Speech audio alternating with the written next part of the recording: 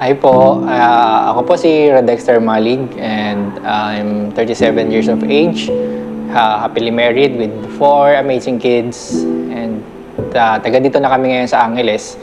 And I'm an engineer by profession and Christian since I think 2008, 2009. And ang ministry ko ngayon is from worship team and sa YA.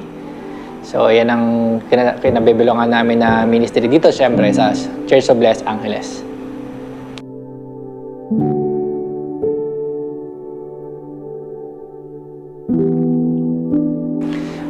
Since ako kasi, laki ako sa mga kanto-kanto na more on urban na lugar.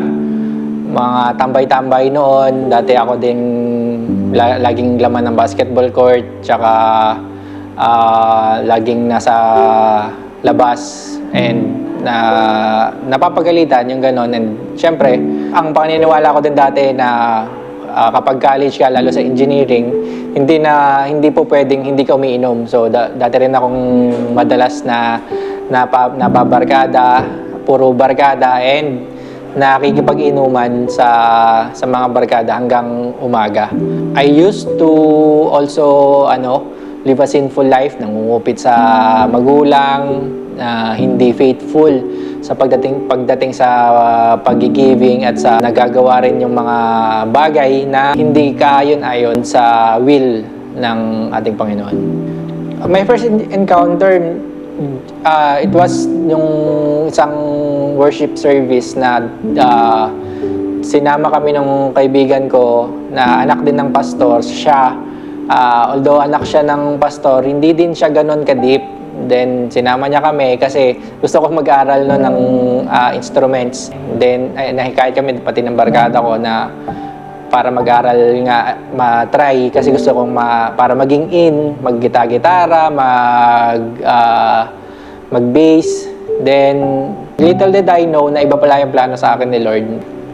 During that encounter kasi, hindi mo masasabi na parang due to your emotion lang kasi tapos na yung praise and worship, pero andun pa rin ako, umiiyak pa din ako, nakadapa. Wala na akong pakialam sa nararamdaman ng iba. Wala na akong pakialam sa sasabihin ng iba. Tuloy lang ako. Ang moment na yon is between me and kay Lord. Sarap lang ng feeling na you're so at peace, and yung moment na yon, ayaw mo nang umalis. That's the time na sabi ko na gusto ko, ito na, ganito na, araw-araw ganito. Hanggat maaari, kung may pagkakataon, ganito. Then after that, hindi siya ganun kabilis na 360 or 180 na turnaround ng buhay ko. Nandun pa rin na nababarka-barkada ko. Pero nafe-feel mo na yung conviction every time. Before you make a decision, there's the wisdom na, teka, hindi ito yung will ni Lord. Hindi ito yung gusto ni Lord. Hindi ito yung dapat kong gawin. Maraming beses na nung college days, nandun pa rin na nagiinom. Pero as I grow deeper nga, wala na yon, tinanggal ko na rin yon. And yung pagbabarkada, mas nag-focus na ako to serve the Lord.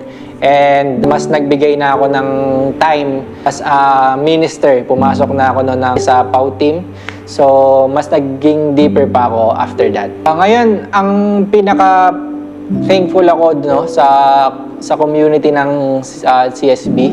Takes big part doon sa ko ngayon kasi marami ako natututunan sa mga kasama ko, and at the same time kung may problema sa kanila ako yung outlet ko, and then syempre sila as kung ano yung faith nila, yun din yung sinishare nila. Ang ganda ng mga wisdom na naishare nila sa akin every time na dadaan ka doon sa mga challenges. Kasi sabi naman sa Bible, it's inevitable na we will all pass through hardship. Kaya kailangan natin, we finish the race, we keep the faith.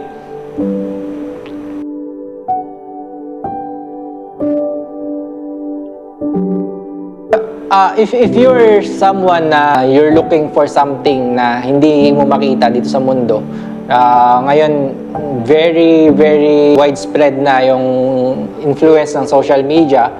But kung meron ka pa rin hinahanap na hindi mo makita sa kung saan, sa social media, sa mga nai-offer ng mundo, it's time for you to look unto Jesus. Kailangan lang establish mo yung faith mo sa Kanya, believe na siya lang yung makakapagbigay ng mga sagot doon sa mga tanong mo na hindi masagutan.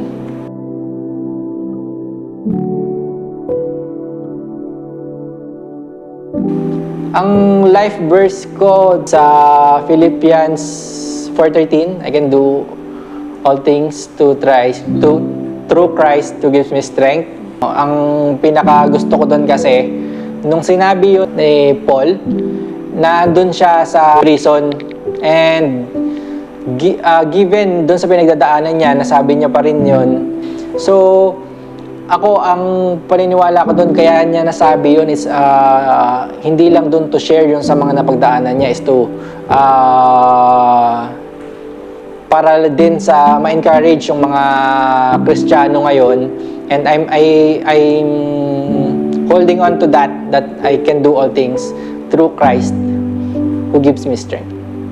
I want to lead you in prayer on an acceptance. Kung gusto mong makita yung something na makakapagbigay sa iyo ng fulfillment, I guarantee you it's Jesus.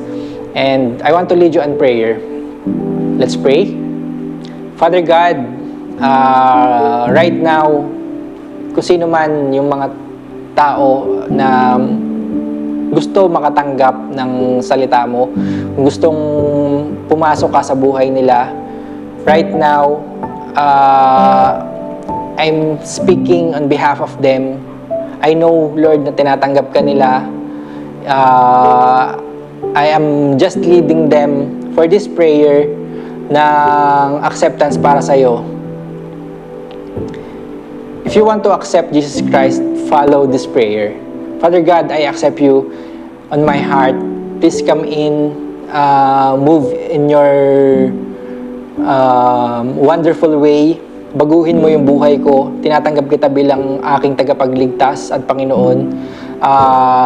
Malaya kang gumalaw sa aking puso. Tinatalikuran ko ang anumang kasalanan na nagawa ko at ito'y aking pinagsisisihan. Baguhin mo ako, Panginoon. Pangunahan mo ang aking buhay. Maraming salamat at tinatanggap kita sa aking buhay. Move in my life, God. Move in my life, Jesus. Thank you, Lord, and I accept you as my personal Lord and Savior. In Jesus' name, amen.